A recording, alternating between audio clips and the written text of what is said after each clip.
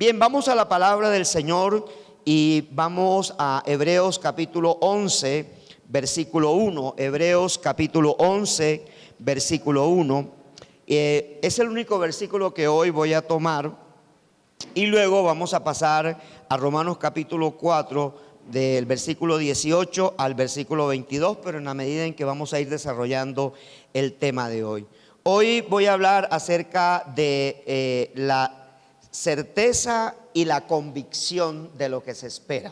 La certeza y la convicción de lo que se espera. Y dice la Escritura, es pues la fe, la certeza de lo que se espera, la convicción de lo que no se ve. Diga conmigo, es pues la fe, la certeza de lo que se espera, la convicción de lo que no se ve. Padre del cielo, gracias por tu palabra, la ponemos en tus manos. También sabemos, Señor, que lo que se va a enseñar, Señor, salió primeramente de tu corazón, fue establecido en el mío y ahora tú lo quieres establecer en medio de tu iglesia para que tu iglesia sea edificada en esto que se llama fe, Señor. Ayúdanos o ayúdame de manera personal a transmitir fielmente tu mensaje en Cristo Jesús. Amén y amén. Quiero leer parte de Romanos capítulo 4, versículo 18 al 22. Dice, él creyó, está hablando de Abraham, él creyó en esperanza contra esperanza para llegar a ser padre de muchas gentes. Conforme a lo que se le había dicho, así será tu descendencia. Y no se debilitó en la fe al considerar su cuerpo, que estaba ya como muerto, dice entre paréntesis, siendo de casi 100 años, o la esterilidad de la matriz de Sara. Tampoco dudó por incredulidad de la promesa de Dios, sino que se fortaleció en fe, dando gloria a Dios, plenamente convencido de que era también poderoso para hacer todo lo que había prometido, por lo cual su fe le fue contada por justicia. Amén. Bien, nunca me había dedicado con algún tiempo, dedicándole el tiempo a encontrar si esta declaración de Hebreos 11.1 es una definición de fe o es una afirmación más que definición, una afirmación. Y hay de las tres palabras que encierran ese primer versículo, que son fe, certeza y convicción. Me dediqué a estudiarlo desde el hebreo y me encuentro que las tres al mismo tiempo son una sola. Es decir, que fe, certeza y convicción desde el concepto hebreo es una sola idea, o sea, no son ideas diferentes. Cuando tú buscas el diccionario en castellano, te da la definición de certeza por un lado, te da la definición de convicción por otro lado y te da la definición de fe por otro lado. Y seguí indagando porque muchas veces nosotros tratamos de conseguir definiciones desde el latín viene del griego, pero se nos olvida que realmente la paternidad de nuestra palabra es hebrea y entonces tenemos que tratar de conseguir desde la paternidad hebrea lo que el autor o lo que en el Antiguo Testamento quería decir. La palabra fe en el Antiguo Testamento es la palabra amuná, termina en H, amuná. Y amuná, así como se pronuncia, amuná significa firmeza, algo que no se mueve. El texto más fidedigno, más fiel, que habla sobre amuná es el Salmo 125. Dice el Salmo 125, los que confían en el Señor son como el monte de Sión, que no se mueve, sino que permanece para siempre. La palabra que aparece allí en ese Salmo 125, versículo 1, es la palabra amuná. Los que amuná, es decir, los que tienen firmeza en Dios, ¿sí? Hay una comparación como el monte de Sión. Es decir, hasta el momento usted nunca ha escuchado que el monte de Sión se movió.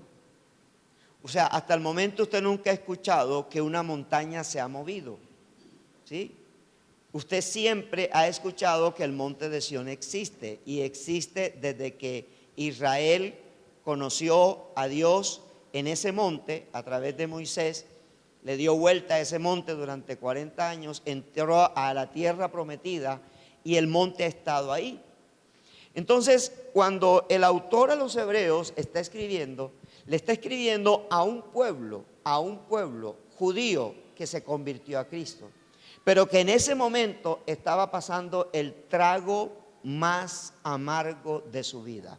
Estaba pasando por la situación más complicada de su vida. A veces usted y yo, me incluyo, porque me sucede con alguna frecuencia, por no decir mucha, en el cual nosotros llegamos a dudar de que Dios nos llamó, o a dudar de que Dios realmente quiere hacer algo con nosotros, ¿sí? Por lo general, la duda habla de inestabilidad. Cuando hay duda, quiere decir que no tengo un soporte fijo, algo fijo. Y la palabra certeza en el hebreo es la palabra upanuma, o también se dice jupanuma, y es una palabra que indica verdad. Es decir, está asociado con la verdad, y es más o menos a través de la tradición que dice la certeza, es decir, es una verdad, una verdad. Para hablar de fe hay que entonces identificar que yo no puedo tener firmeza si no tengo primero una verdad. O sea, yo necesito tener primero cimentado una verdad. Por eso nosotros dudamos mucho, porque si yo dudo de Dios, ya mi fe se pierde, ¿sí? Yo puedo, y quiero hacer una aclaración muy importante. Así como la fe es la certeza de lo que se espera y es la convicción de lo que no se ve, la razón, lo que dice el mundo materialista o el mundo filosófico, la razón es la certeza de que ya yo vi lo que yo quiero ver. Es decir, la razón trata de opacar la fe, porque la razón ya vio, la razón opera en el mundo material. Un ejemplo, si usted mira a la persona que está al lado suyo, usted está viendo a una persona que ya la conoce, ya la vio, ¿sí? Pero si usted mira una silla desocupada y usted dice, aquí se sentará mi esposo, o aquí se sentará mi esposa, o aquí se sentará mi papá, o aquí se sentará mi mamá, o aquí se sentará mi hermano, usted no lo está viendo en este momento. Me estoy haciendo comprender. Y aquí hay una clave muy importante, porque resulta que nosotros oramos esperando que Dios haga algo. ¿Es cierto o no es cierto? Nos han enseñado a orar basado en que sea Dios el que se tiene que mover. Ahora, la decepción a eso que nos han enseñado es que Dios nos dio la oración porque está convencido que nos entregó el arma más importante para que nosotros tengamos la certeza que nuestras oraciones tienen que ser declaraciones. ¿No se ha preguntado usted por qué Jesús nunca oró por un enfermo? No, porque Él es Dios. No, acuérdese que Jesús caminó sobre la tierra como hombre. Jesús pasaba noches enteras, ¿en dónde? ¿En dónde? Orando en la presencia del Padre. Y cuando Él salía a hacer la obra del Padre, Él no oraba, sino que, porque la fe trae declaración. ¿Usted lo va entendiendo? Es decir, no es lo mismo que yo le diga a Dios, arregla mi matrimonio, a que yo haga declaraciones de fe basado en mi conocimiento, certeza en mi conocimiento. O sea, no es lo mismo que yo haga una declaración de mi economía a que yo haga una declaración basado en la certeza que tiene la palabra de que Dios ya dispuso una economía sana y santa para mí. No sé si usted lo está entendiendo. La iglesia de hoy ora mal, porque ora teológicamente, no ora bíblicamente. La iglesia de hoy ora basado en lo que los hombres le han enseñado de cómo orar, pero no en la experiencia personal con Dios. ¿Estás entendiéndolo? ¿Sí? Cuando usted lee un libro de oración, usted está leyendo el concepto que un hombre o una mujer tiene acerca de la oración. Pero cuando usted quiere conocer la oración, tiene que conocer todos los versículos bíblicos sobre oración y a través de ese versículo sacar su propia conclusión. Así se ora. O sea, debo orar de esta manera. Cuando usted va al primer libro de Crónicas, capítulo 4, versículos 9 y 10, acuérdese que es la oración de Jabes. Jabes oró haciendo declaraciones. ¿Sí?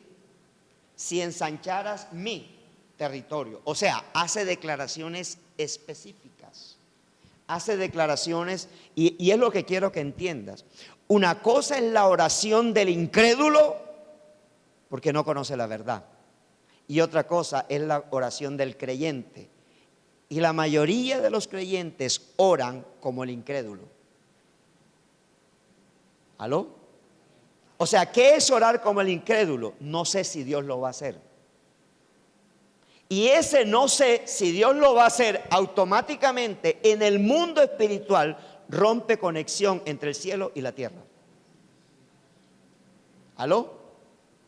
Mire la propuesta. O sea, cuando usted revisa la Biblia, los salmos dicen: Jehová le habla a los cielos. ¿Y quién le habla a la tierra? ¿Quién le habla a la tierra? Los cielos. Jehová le habla a los cielos y los cielos le hablan ¿a qué? A la tierra. Es el orden de Dios. Es el orden de Dios. Ahora, cuando usted revisa Mateo capítulo 18, usted dice que es la oración del poder del acuerdo. Cuando usted revisa, dice: y todo lo que atares, ¿dónde? ¿Será hecho dónde? Entonces, cuando Dios habla haciendo una declaración. Yo le hablo a los cielos, porque si le hablo directamente al hombre lo destruyo con mi palabra. Yo le hablo a los cielos procesan o reciben mi palabra y le hablan a la tierra, y el hombre de fe que está en la tierra recibe mi palabra. Ahora, el que me autoriza que yo le hable a la tierra para que la tierra le hable a quién. ¿Estamos entendiendo? Para que la tierra le hable a quién. ¿Y los cielos a quién le hablan? Y ahí viene la respuesta. ¿Aló? ¿Estamos? O sea, que Dios no es responsable de lo que tú no has recibido, sino responsable de lo que tú no has recibido es que no sabes orar. No sabes orar. Porque oras basado en motivaciones incorrectas y en emociones. O sea, no oras basado en la fe. La fe no conoce tu emoción. La fe no le importa tu emoción. A la fe no le importa si tú estás en quiebra financiera o no. A la fe lo que le importa es que tú hagas la declaración correcta, porque Dios te ha dado esa herramienta, esa arma para que tú declares, para que tú hagas la declaración. Pablo dijo: creí, por lo cual hablé. Creí. Pablo no dijo: hablé porque creí. Dice: creí, fe, pistis en griego, amuná en hebreo, por lo cual ¿qué? Hablé, por lo cual sí hice una declaración. Hago una declaración. Porque la fe es declarar la verdad que yo conozco. No es declarar lo que no conozco. No puedo declarar lo que no conozco. Tengo que declarar lo que conozco.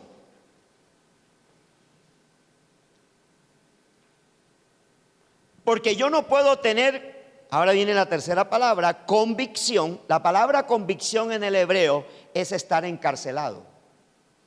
O sea, el significado de la palabra convicción es una persona que ha sido condenada a la cárcel. En hebreo. Entonces entiendo, cuando yo le preguntaba, Señor, pero yo quiero la definición desde el hebreo de la palabra convencer, de estar convencido.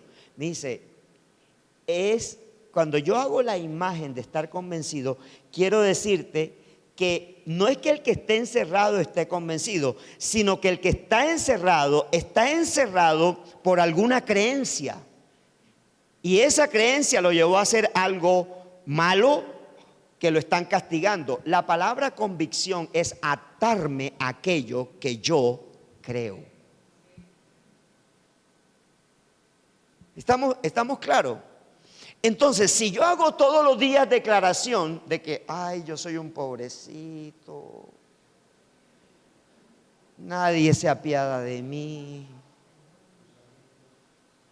ay, pobrecito de mí, a todo el mundo le va bien y menos a mí, eso de la teología de la prosperidad, y yo de la teología de la pobreza, y eso de, o sea, ¿lo estás entendiendo?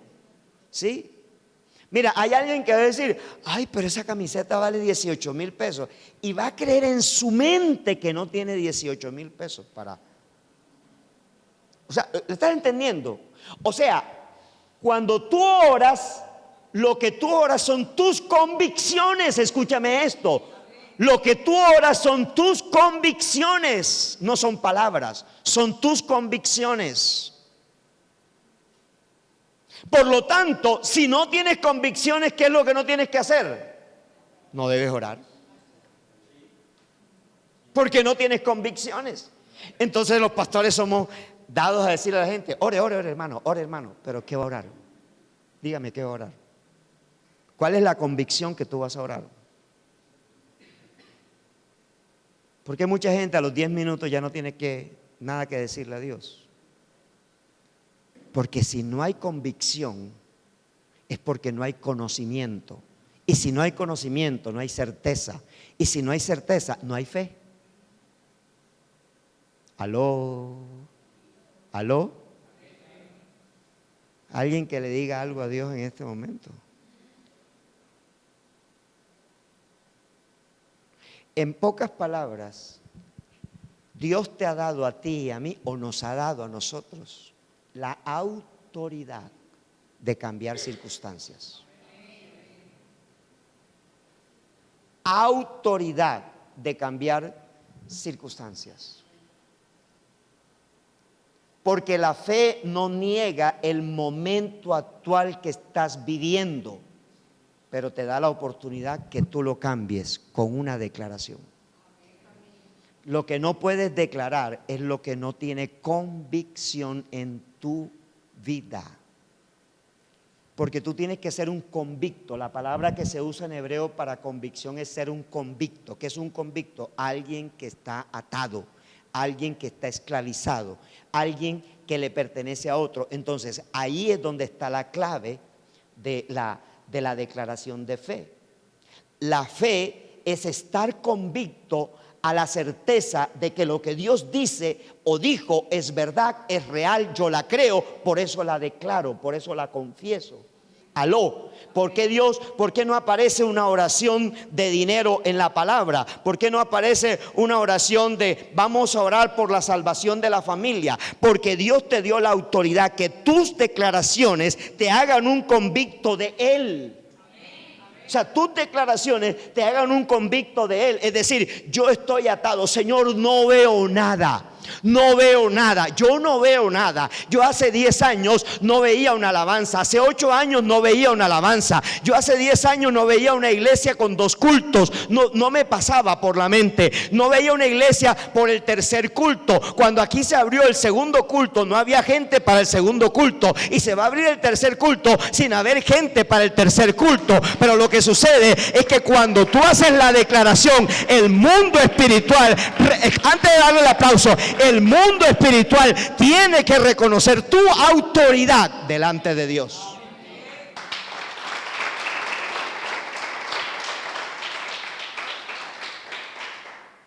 ¿Sí estamos claros? ¿Por qué no diezmas? no porque no te quede. No diezmas porque no tienes convicción. Porque tu dinero depende de ti. ¿Por qué no vienes al servicio cada vez que se abre el templo? No es porque no haya oportunidad de la palabra. Lo que sucede es que tú escoges qué quieres recibir o no. Y el problema de la fe es que yo no escojo. Ya Dios escogió. Mira,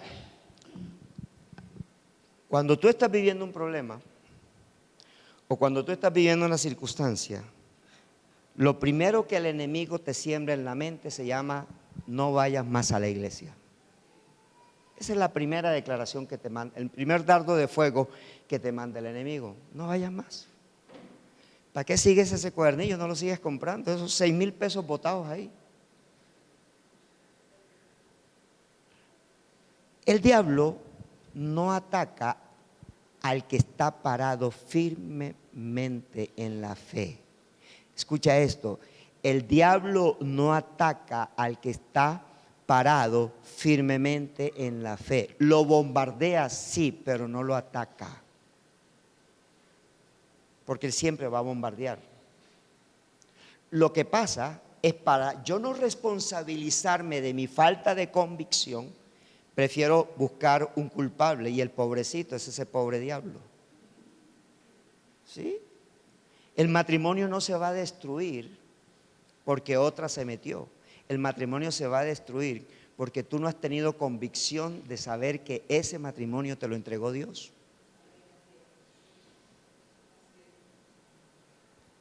Tu hijo no se va a ir, no está en la droga porque sencillamente el diablo se metió en tu casa y te quiere destruir el ministerio o te quiere destruir tu familia. No, no tuviste convicción para pararte en la brecha y decirle: tú no tocas mis hijos, no los tocas, porque tengo la autoridad para hacer esa declaración. Me la ha dado Jesús. Mateo 19:18 dice: toda potestad me ha sido dada en los cielos y ¿dónde más? Y en la tierra. Por tanto, id. Y Jesús lo dijo como hombre, ya estaba resucitado, pero lo dijo como hombre resucitado, como el primer resucitado. En Marcos capítulo 16 le dice: a los que creen en mí, a los que creen, dice a los que creen, dos puntos, en mi nombre echarán fuera demonios, ¿sí? Pisarán serpientes, beberán cosas mortíferas y no les hará daños, ¿sí? Impondrán sus manos sobre los enfermos y serán ¿qué? Sanados. En mi nombre. ¿Quién es o sea, en el mundo espiritual, llámese reino de las tinieblas, llámese reino de los cielos, el mundo espiritual reconoce a un solo hombre con autoridad, se llama Jesucristo. No sé si usted lo está entendiendo. Porque su vida cambia es reconociendo quién tiene la autoridad en el mundo espiritual. Y resulta que Colosenses dice que yo estoy escondido en Cristo. Es decir, que cuando él habla, cuando mi hermano mayor habla, yo me asomo y digo: y yo también. ¿Estamos claros allí? Por eso él dice la palabra que la fe es la ¿qué? La certeza. Es decir, tú no puedes tener fe si antes no te dedicas a conocer al que te da la fe. Se llama Dios. Salmo 9:10. Solo pueden confiar en mí los que conocen mi nombre. Solo puede confiar en mí el que conoce mi nombre, nadie más. Y la palabra que se usa allí es amuná, confiar, amuná. Solamente tiene certeza y convicción el que me conoce. ¿Aló? Solo el que conoce el nombre de Dios. No está diciendo el que me conoce físicamente. Solo el que tiene certeza y convicción de que el nombre de Dios es una autoridad que pesa en los cielos y en la tierra y en el infierno, entonces conoce ese nombre. ¿Estamos claros? Hay que conocer ese nombre. Porque la fe, O sea, la fe no viene por el oír la palabra de Dios. Error. La fe no viene por el oír la palabra de Dios. La fe viene por el oír lo que dice la palabra de Dios. El rema de la palabra de Dios, o sea, lo que está detrás de la palabra. Lo que está detrás de la palabra. Yo puedo leer la Biblia y dice la Escritura que aún Dios me puede enceguecer mi entendimiento. Es decir, Él no quiere que yo comprenda algo, me enceguece, me entenebrece. Porque el tema de la fe es un tema de revelación, no de acción. Revelación. El tema de la fe es un tema de revelación. Te tiene que ser revelado Dios a tu vida. Mientras Dios no te sea revelado, no puedes hacer cosas para Dios. ¿Vamos captando la idea? ¿Por qué Abraham pudo salir de Ur de los Caldeos? ¿Cómo entendió Abraham que la voz que estaba escuchando era la voz de Dios? Se llama conexión, se llama revelación. O sea, Dios se le reveló a Abraham, y a todo al que Dios se le revele entiende y comprende y se afirma en ese Dios que se le ha revelado. Nuestra vida cambia por revelación, no por oración, por revelación. No debemos orar, sí, pero debo orar con revelación, debo orar con entendimiento. Tiene que ser una oración con entendimiento.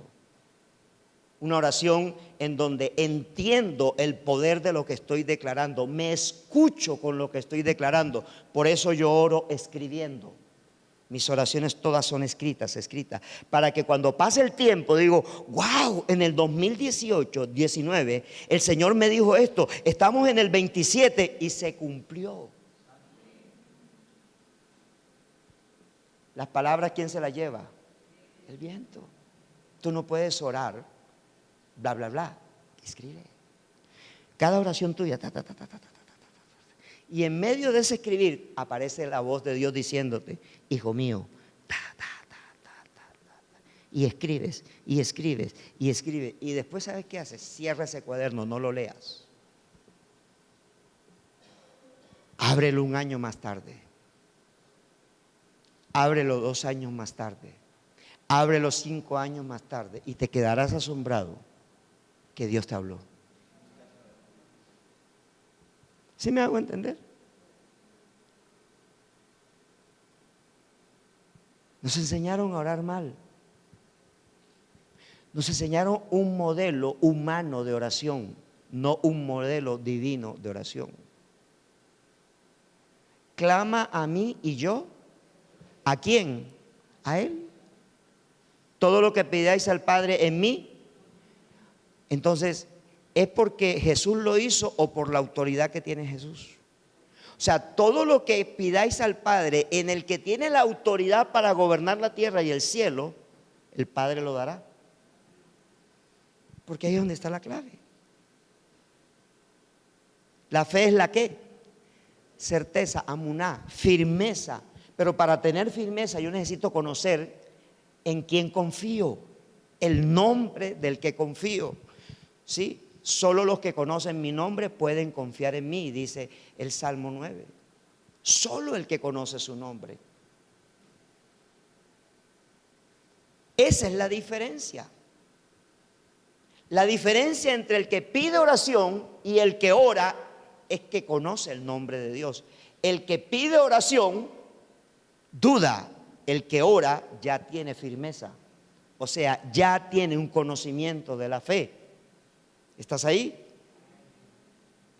Pero el que medio le pasa un resfriado, ay, me cayó un resfriado, oren por mí, oren por mí, oren. Sí, porque a veces hasta si el perrito se enferma piden en el grupo oración. Pero el que tiene firmeza escribe.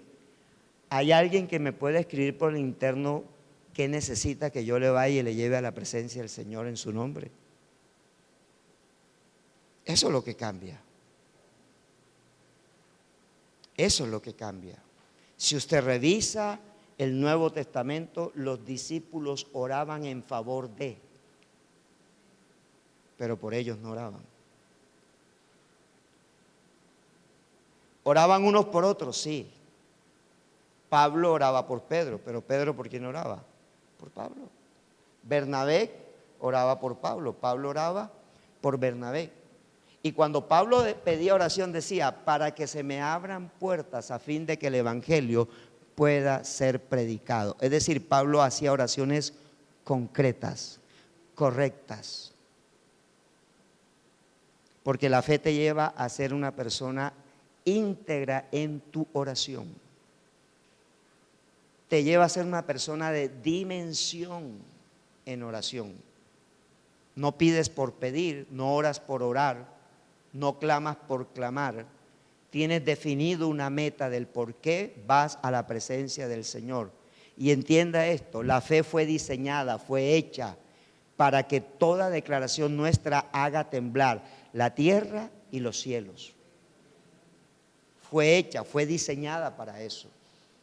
Para que nuestras declaraciones hagan temblar la tierra y los cielos.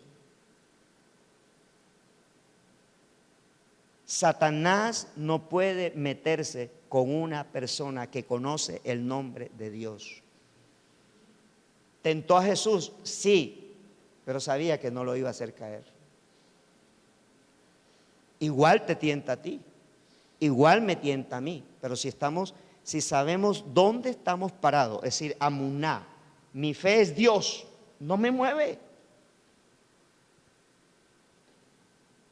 ¿Cómo alguien me va a decir, no es que el diezmo es del Antiguo Testamento y hacen vuelta? ¿Y sabes qué? No conoces a Dios, por eso no puedes diezmar, sencillamente. No lo conoces. Llegaste tarde a mi vida. Dios pagó 1.200 millones de pesos y tuve que tener fe para que Él los pagara. Pero Él nunca sacó la mano del cielo y dijo, Marcos, aquí están los 1.200 millones de pesos, cuéntalo. No, tuve que pasar 9 años conociéndolo. Y cuando lo conocía, iba saliendo de deudas. Lo iba conociendo, iba saliendo de deudas. Lo iba conociendo, iba saliendo de deudas. Entonces, cuando alguien me viene a vender otra idea, llegó tarde a mi vida, porque Él me entrenó. Él me entrenó directamente. ¿Estamos claros? Cuando alguien me dice, es que el cuadernillo ese que el pastor hace, eso no sirve, llegaste tarde, porque hay muchas vidas cambiadas gracias a ese cuadernillo. Hay mucha gente que no va a un instituto bíblico y predica basado en el conocimiento que le está dando la palabra de Dios, basado en ese. Llegaste tarde. ¿Sí me hago comprender?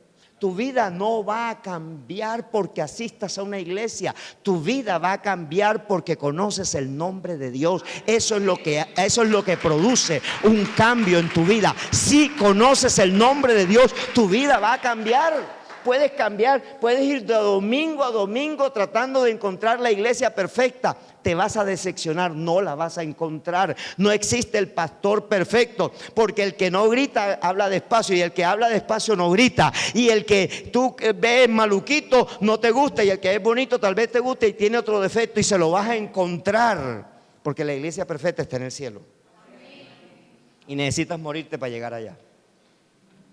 Así que órale a Dios para que te lleve rápido. Dile que acelere los tiempos. Allá la vas a encontrar. Y te tengo una buena noticia, allá no tienes que diezmar.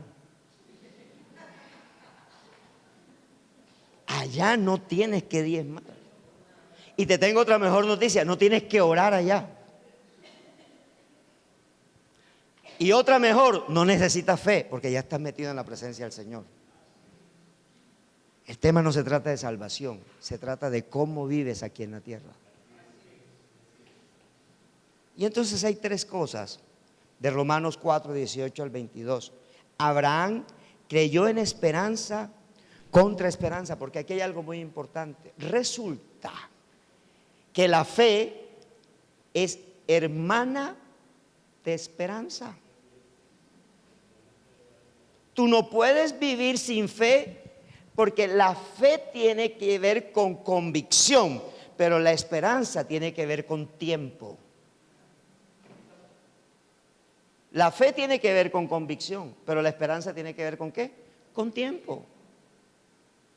Porque la esperanza es lo que te dice, hoy no salió, mañana sí. Y llegó al día siguiente, hoy no salió, mañana ¿qué? Sí. Hoy no salió, mañana sí. Hoy no miraron mi hoja de vida, mañana la miran. Hoy no la miraron, mañana la miran. Hoy no la miraron. Y sabe, el viejito pasó 25 años diciendo, hoy no pude empreñar a la vieja, mañana sí. Hoy no la pude empreñar, mañana sí. Hoy no la pude empreñar, mañana sí. ¿Estás entendiendo? Es decir, el viejito tuvo que esperar 25 años para poder entender que aunque él estaba debilitado, que aunque él físicamente no podía hacer nada, él estaba convencido que el que lo prometió iba a hacer algo. Porque no existía empresas de fertilidad en ese momento. Era o lo hacías en vivo y en directo o no podía haber pelado. O sea, lo que quiero que entiendas es que hay cosas que la fe está asociada con la esperanza. ¿Dónde se debilita la fe? Cuando yo termino haciendo las cosas a mi manera. Sara le dijo, marido, ¿estás viendo a Agar? Bonita, ¿cierto? Esa tiene paradito todo, ¿no? Entonces, ve y acuéstate con Agar. Y de acuerdo a la costumbre, escúchame bien, la voz del pueblo no es la voz de Dios. Y de acuerdo a la costumbre, el hijo que nazca, si nace varón, es el hijo de la promesa. Y Abraham dijo, bueno, me imagino que sí, Sara, tienes razón, tengo 75 años en este momento, todavía puedo. Y nace un hijo que no es de la promesa, porque ese hijo nació bajo la concepción de desconocimiento de Sara. No conocía a Dios. ¿Estás entendiendo? Hay muchas cosas, escúchame bien y lo hablo con los hombres, hay muchas cosas que Dios te las va a prohibir decírtela aún con la que duermes. Y yo sé que hoy se promueve que la esposa debe conocerlo todo, pero a mí la palabra me enseña que hay cosas donde Dios te las da a ti. Por eso Eva hizo pecar a Adán, pero Dios le cobró el pecado, fue a Adán, no se lo cobró a Eva. Sara hizo pecar ¿a quién? A Abraham, pero no se la cobró a Sara. ¿A quién se la cobró? A él, porque Dios le habla al que le da la promesa. Dios le habla a eso. Y eso la mujer lo tiene que entender. La mujer lo tiene, porque la mujer es dada a conocerlo todo, porque la mujer quiere seguridad. La mujer quiere saber a qué hora sale el marido, a qué hora entra el marido. La mujer quiere saber cuánto le pagaron y cuánto no le pagaron. Eso porque la mujer quiere conocerlo todo. Marido, usted, y hablo con hombres cristianos, sacerdotes de la casa, hay cosas que usted están en el secreto de Dios con usted, y hasta cuando Dios no se lo autorice, no lo revele. No lo revele. Porque Dios le dijo, hágalo de esta manera. Y usted se lo dice a la mujer y dice, pero a mí me parece que sería mejor así. Porque la mujer siempre dice eso. No, mono, a mí me parece que mejor sale de esta manera, mono. La mujer tiene esa tendencia. Y por eso la cabeza del hogar es el marido. Pues mujer, sí, me parece interesante, pero Dios me dio cabeza. Y tengo que hacerlo de esta manera, porque Dios lo dijo de esta manera. Aló. Cuando las cosas vienen del diseño de Dios, no fracasas.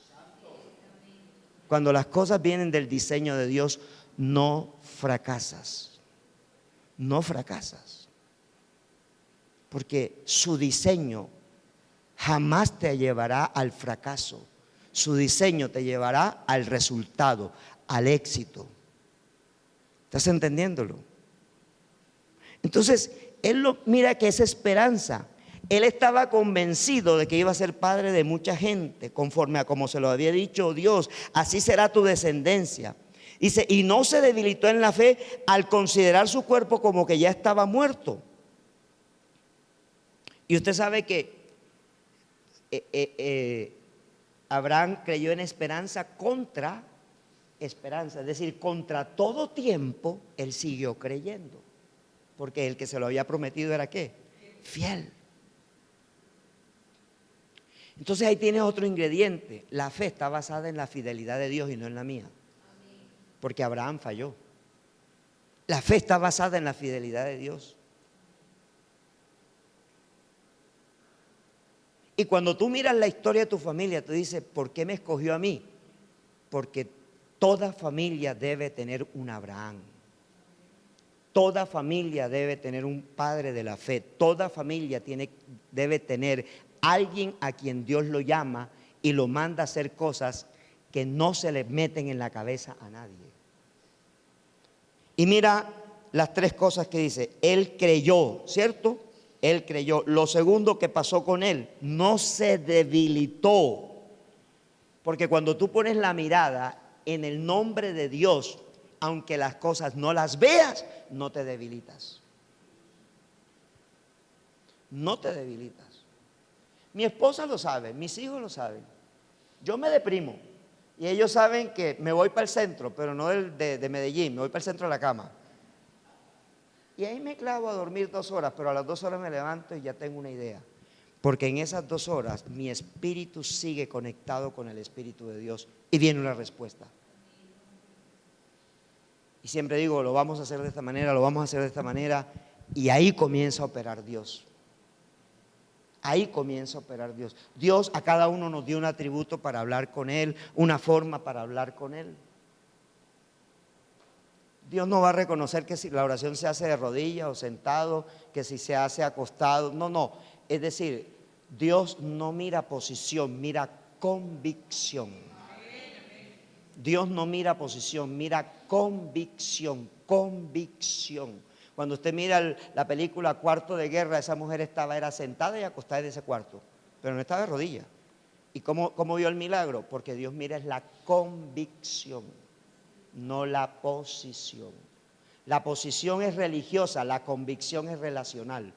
Cuando hay convicción, lo que tengo que tener es relaciones. Tú no te sientas con un amigo, con otro amigo, no se sientan de rodillas el uno con el otro a hablar, no, se sientan cómodos. Sí, se sientan cómodos. Entonces no se debilitó. Y número 3, no dudó. ¿Por qué no dudó? Porque sencillamente conocía, porque lo había visto cara a cara. Porque un día tuvo que partirle animales y esperar que pasara por el medio. Estoy hablando de Génesis capítulo 15, cuando el ángel de Dios pasa por el medio y no se come el holocausto, sino que lo quema, le pone fuego. Lo vio cara a cara. Abraham cada vez que Dios se aparecía, Abraham lo reconocía, porque Dios se le presenta al que lo conoce. Dios se le presenta al que lo conoce. Dios se le presenta al que lo conoce. ¿Estamos claros allí? Cuando tú y yo desviamos el propósito de Dios, lo que estamos diciendo es, no te conozco. Pero cuando nos mantenemos firmes, aunque vea, estamos en la inopia, no se ve nada. Esta iglesia caminó 9 años sin ver nada. Eran las mismas 30 almas, pasaban las mismas 30 almas, se iban 27, llegaban 27, eran las mismas 30, pero estaba basada en la promesa y sigue basada en la promesa. Esta iglesia está llamada a ser faro de luz a las naciones, sigue llamada en la promesa. Es una iglesia de restauración, es una iglesia de visión, es una iglesia que ha sido llamada a impactar el mundo de la empresa, de la política, el mundo de las artes, está llamada a eso. Entonces tú no puedes renunciar a lo que Dios te ha entregado, aunque no lo veas, y quizás me muero y no lo voy a ver, pero ¿sabes qué? Dios lo va a cumplir, porque a eso lo llamó. Porque cuando Él me llamó un 22 de enero y me dijo, levántate Abraham. No me dijo, levántate Marco, me dijo, levántate Abraham, porque haré de ti una nación grande, haré famoso tu nombre, en ti serán benditas todas las familias de la tierra. Y tú lo tienes que creer. O sea, solamente cuando tú lo crees, tú sales. Y luego coge a Sarita ya lavando, ¿sí?, la ropita de uno, no sé qué estaba lavando, pero estaba lavando, y le habla las mismas palabras. Y ella, que amaba trabajar, porque si había una mujer trabajólica, era mi esposa. Y ella le dice, Señor, a donde tú lleves a mi marido, yo iré. Y el día que Dios me llamó, renuncié a un sueldo de 3 millones de pesos hace 15 años atrás. ¿A pasar necesidades? Sí, pero no hambre. Porque ya no era nuestra manera, ahora era la manera de Él. Amén. Precioso Dios, te damos gracias, Dios.